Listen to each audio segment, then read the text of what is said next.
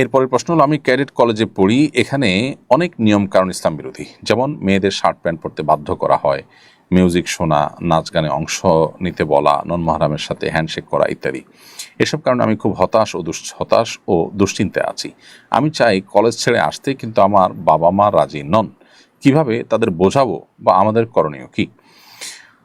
আল্লাহ মাফ করুন, শিক্ষা মানুষের জন্য প্রয়োজনীয় একটি কাজ, কিন্তু শিক্ষার চাইতে মানুষের ঈমান রক্ষা করাটা আরও বেশি গুরুত্বপূর্ণ। যদি আসলে আমরা মুসলমান হয়ে থাকি, ইসলামটা তো সিরিয়াস ইস্যু, এটা তো কথার কথা নয়, বা এটা তো নিছক কাল্পনিক কোনো বিষয় নয়, ধারণাপ্রসূত কোনো বিষয় নয়, সিরিয়াস ইস্যু। যার কারণে যেখানে আমি আমার ইসলাম পালন করতে পারবো না, বরং যেখানে আমাকে এমন কাজ করতে হবে যেটার কারণে আল্লাহ অসন্তুষ্ট হবে এবং আর কবিরা গুনাহ হবে এবং জাহান্নামে যাওয়ার কারণ হবে, সেটা তো কোনোভাবেই আমার কাছে গুরুত্বপূর্ণ বিষয় হতে পারে না। শিক্ষা ছাড়া একজন ইমানদার থাকতে পারেন, কিন্তু ইমান আমল ছাড়া একজন ইমানদার থাকতে পারে না, যদি তিনি আসলে ইমানদার হয়ে থাকেন। এই জন্য অভিভাবকের সাথে কথা বলে আপনার শিক্ষা প্রতিষ্ঠান পরিবর্তন করার দাবি যেমন তোলা উচিত, ঠিক তেমনিভাবে কেন ক্যাডেট কলেজে এরকম নিয়ম রয়েছে, শিক্ষার্থীদেরকে বুঝিয়ে, কাউন্সিলিং করিয়ে, অভিভাবকদেরকে বুঝিয়ে এগুলোর বিরুদ্ধে আন্দোলন গড়ে তোলা উচিত। কারণ বাংলাদেশের সংবিধান প্রত্যেকটা মানুষকে যার যার ধর্মীয় কাজ করবার অধিকার এখতিয়ার দিয়েছে। সেখানে আপনার প্রতিষ্ঠানে আমার ধর্মীয় কাজ করতে আপনি বাধা দিবেন বা আমার ধর্মীয় বিষয়কে ধারণ করতে আপনি বাধা দিবেন,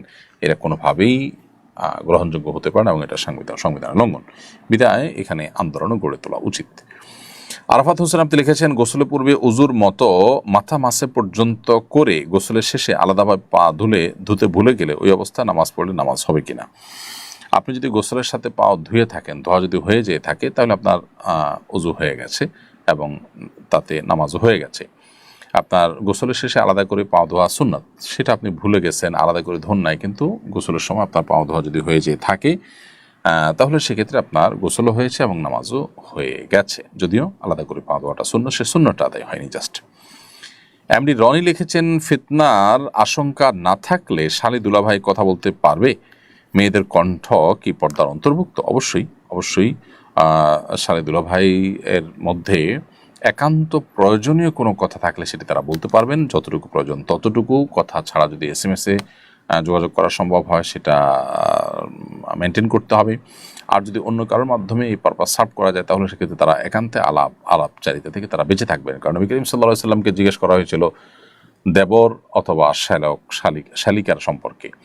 নারীদের জন্য দেবর আর পুরুষদের জন্য শালিকা, এই সম্পর্কে নবী সাল্লাল্লাহু আলাইহি সাল্লাম বলেছেন, আল হামু আল মৌত, এরা তো মৃত্যুর মতো, অর্থাৎ জমের মতো এদের ব্যাপারে সতর্ক থাকা দরকার। যে এরা মানুষ খারাপ সেটা বলা হচ্ছে না, মানে এই সম্পর্কটা এতটা আমাদের জন্য রিস্কি যে আমাদের ইমান আমলকে নষ্ট করতে পারে, মনের মধ্যে বাজে চিন্তা আনতে পারে। সেজন্য আমাদের সদা সজাগ থাকতে হবে এবং সতর্ক থাকতে হবে। একান্ত প্রয়োজন না হলে কথা বলা থেকে বিরত থাকতে হবে। আর যদি বলতে হয়, কথার ভিতরে কণ্ঠের মধ্যে কোনো প্রকার কোমলতা সৃষ্টি না করে স্বাভাবিকভাবে, আল্লাহ বলেছেন ওয়াকুলনা কওলাম মারুফা, নারীরা স্বাভাবিকভাবে তারা কথা বলতে পারবে।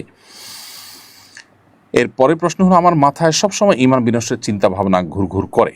আমি বুঝতে পারি এসব কথা ও চিন্তায় ঈমান নষ্ট হয়ে যাবে, কিন্তু এই কুচিন্তা থেকে নিজেকে মুক্ত করতে পারি না।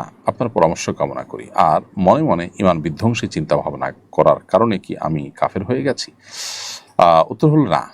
এরকম মনের ভিতরে বাজে চিন্তা হঠাৎ করে উদ্রেক হয়েছে, আপনি ইচ্ছাকৃত আনেননি এবং সেটা আপনি চর্চা করেননি, বরং আসার পর আপনি গিল্টি ফিল করেছেন, অপরাধ বোধ আপনার মধ্যে জেগেছে এবং আপনি আল্লাহর কাছে পানা চেয়েছেন। এরকম হলে সেটা বরং আপনার ভিতরে ঈমানের অস্তিত্ব যে আছে তার একটা প্রমাণ। ঠিক একইভাবে নবী করিম সাল্লাল্লাহু আলাইহি সাল্লাম, তার কাছে এক ব্যক্তি বলেছেন, হে আল্লাহর রাসূল, আমার মনের ভিতরে এরকম বাজে চিন্তা আসে আল্লাহকে নিয়ে।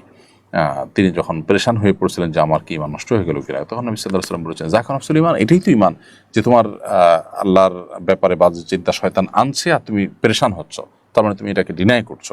তো এটা তোমার মধ্যকার ঈমানকে বরং আরও সাব্যস্ত করে।